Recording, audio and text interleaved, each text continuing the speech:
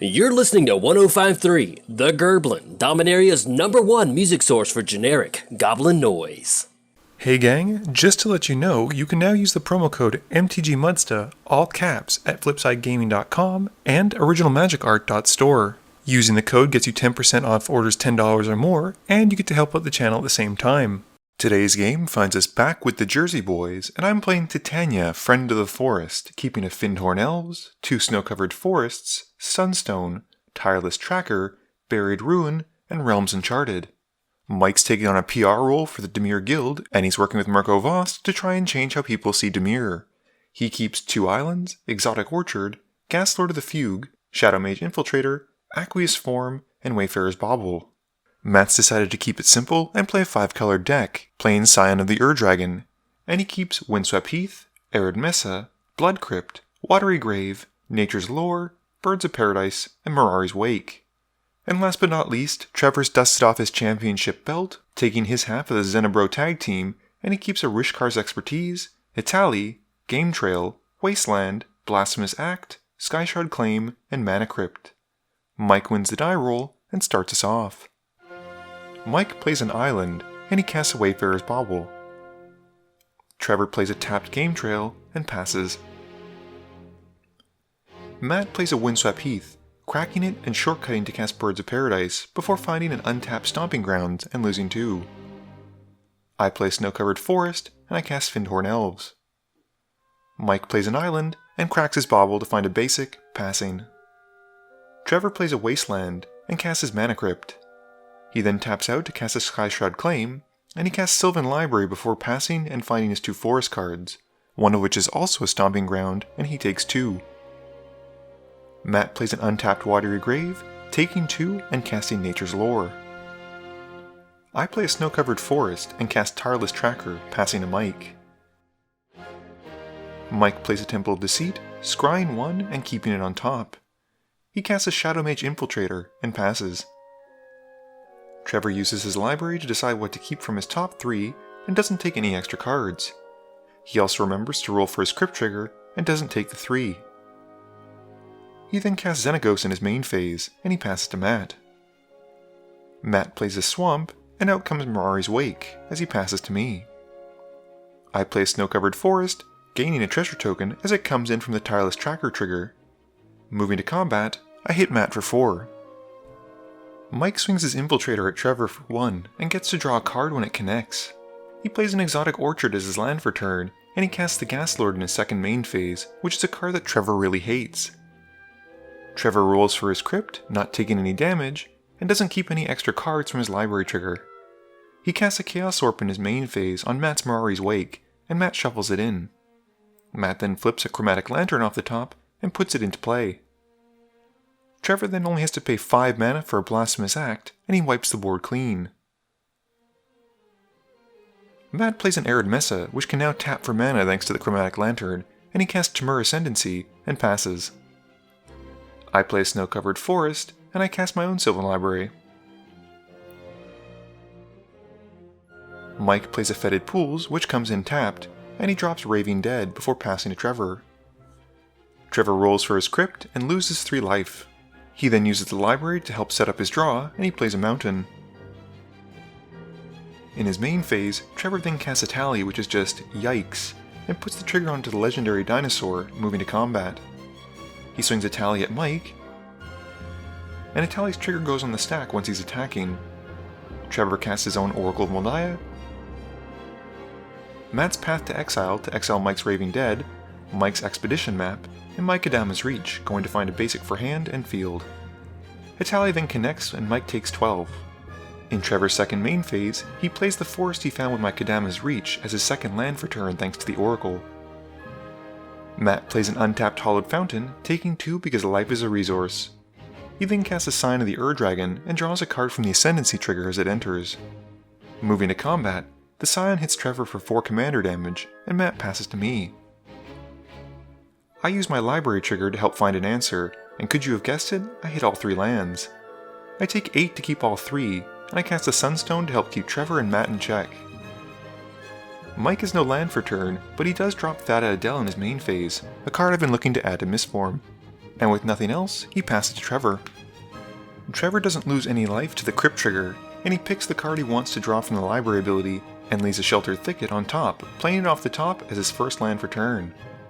He then casts a Phyrexian Hydra in his main phase, and moving to combat, puts the Xenagos trigger on it. The Hydra goes my way, while Atali heads towards Matt. We resolve the Atali trigger first, and Trevor casts a Rites of Flourishing and Drana while hitting 2 lands from Matt and I. He reveals a forest off the top, and instead of taking lethal infect damage, I fog the combat step by sacrificing a snow-covered forest to the Sunstone. In Trevor's second main phase, he moves to cast a Rishkar's Expertise, which is thankfully countered by Mike with an Undermine, and Trevor loses 3 life. Trevor then plays a forest off the top, revealing another forest. At the end of turn, Matt activates a Scion and dumpsters a Tarka Worldrender. Matt draws 2 cards for turn, and he plays a Blood Crypt, taking 2 to have it come in untapped, and a Mountain. He then casts Bladewing the Risen, who then hits the field and brings back a Tarka. This lets Matt draw 2 cards with the Ascendancy, and he moves to combat. Bladewing and a Tarka go at Trevor, and they both get Double Strike from a Tarka's on-attack trigger. Trevor decides to block Bladewing with Drana, and he takes 12. Matt then passes.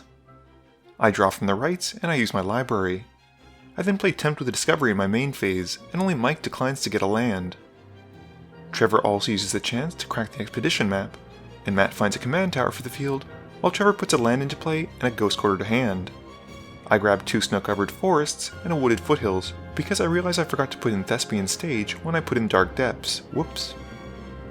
Mike draws 2, and shockingly not one of them is a land. Moving to combat, Thada goes at Matt because of Island Walk, and Matt takes 2. Mike then goes through Matt's library and finds an artifact. He grabs Matt's Steel Hellkite, but leaves it in exile because Mike would rather cast a Mycosynth Wellspring to find a basic and put it to hand. He plays it as his land for turn, and he passes Trevor. Trevor loses his Mana Crypt trigger, dropping further down in life totals, and he uses his library trigger. He arranges his top cards, and draws, and then plays 2 lands off the top. He also plays a Ghost Quarter for his hand, and Mina and Den then join the fray, and Trevor moves to combat. The Hydra once again gets the Xenagos trigger, and goes at Mike, while Atali goes at Matt. We resolve the Atali trigger first, with Trevor casting his own Soul Ring, my Burgeoning, and leaves Matt's Buried Alive in exile. Mike uses Sudden Spoiling to get rid of the Infect, but still takes 7 damage after a quick Google search regarding Xenagos' ability, and stacking, and layers, and I don't know what to tell you. Moving to his second main phase, Trevor resolves a Nullspine Dragon, discarding his hand and drawing a fresh 7 because he dealt 7 to Mike this combat step. We then see a Dragonlord Atarka hit the field, and he deals 4 damage to the original Atarka, killing her, and 1 to the Scion to send a message.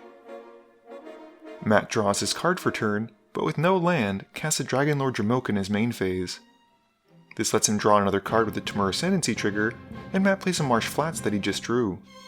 Banning and becoming a copy of Udvara Hellkite, Matt swings the Scion and Bladewing at me, while Dramoka heads at Mike. Matt also gets 3 Dragon tokens because of the Scion being the Udvara Hellkite. With those coming in, he gets to draw 3 cards from Temur Ascendancy. I lose 10 life, while Mike loses 5, and Matt gains 5 life. Matt then plays a forest in his second main phase, and discards a dragon at the end of turn to go down to 7. I cast a Zuzan in my main phase, and Trevor plays a Mosswort Bridge off my Bant Panorama, hiding away a card, and then we get into a bit of a 1-for-1 as I play a land, and Trevor plays one with Burgeoning. Thankfully I win this battle. I then crack my Wooded Foothills, taking 1 to find a snow-covered forest, and I cast Titania. She brings back my Wooded Foothills, and I pass to Mike. Mike plays a tapped Watery Grave and casts Mirko Vosk. He uses Dance of the Dead to bring back his Gas Lord, and he passes to Trevor. Trevor avoids taking damage from his Crypt trigger and does the whole library thing, leaving a Tarka Worldrender on top. He then activates the Mosswort Bridge to put out a Combustible Gearhulk and picks Matt. Matt lets Trevor draw 3, pretty sure that Trevor has already stacked the top cards of his library trigger, which he obviously had. Trevor then draws his 3 and reveals his copy of Kadama's Reach off the top, and he brings out a Tyrant's Familiar and a Tarka. Before moving to combat, Matt uses Anguished Unmaking to try and exile Xenagos. It resolves, and Matt loses 3 life.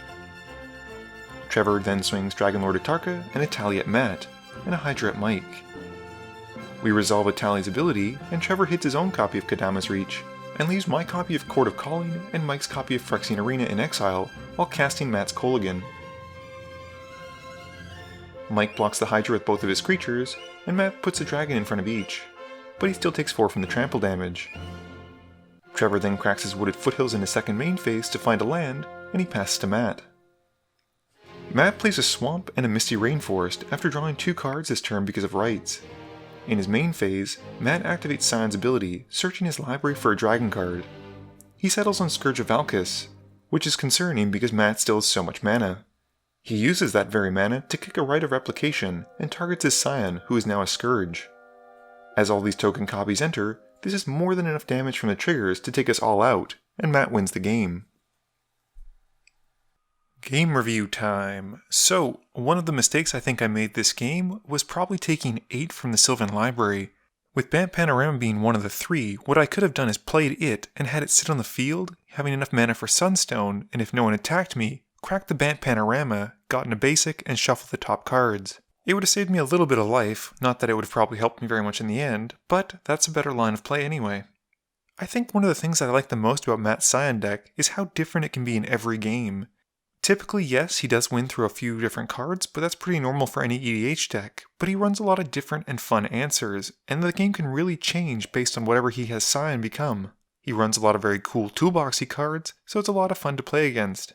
In a similar train of thought, I think that Mike has done a fantastic job of building a non-traditional Dimir deck that isn't focused around hard control and winning through combo. It's forced him out of the comfort zone of blue and black, and he's had to make a lot of interesting choices involving creatures that only do stuff when they connect.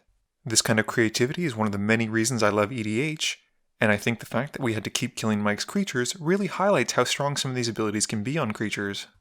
And then there's Trevor's Xenagos deck. I'm not too sure what else I can say other than the fact that once he puts his pedal to the metal, my goodness, you better have some way of stopping him, otherwise things get out of control. I know that some people aren't a big fan of creatures with Infect on them, but even if we disregarded the Hydra, Trevor was dropping bomb after bomb after bomb, and these were going to keep attacking and smashing into us until there was nothing left. It's one of the great things about a Xenagos deck, is sort of the inevitability of either he kills you, or you have to kill him before he does so.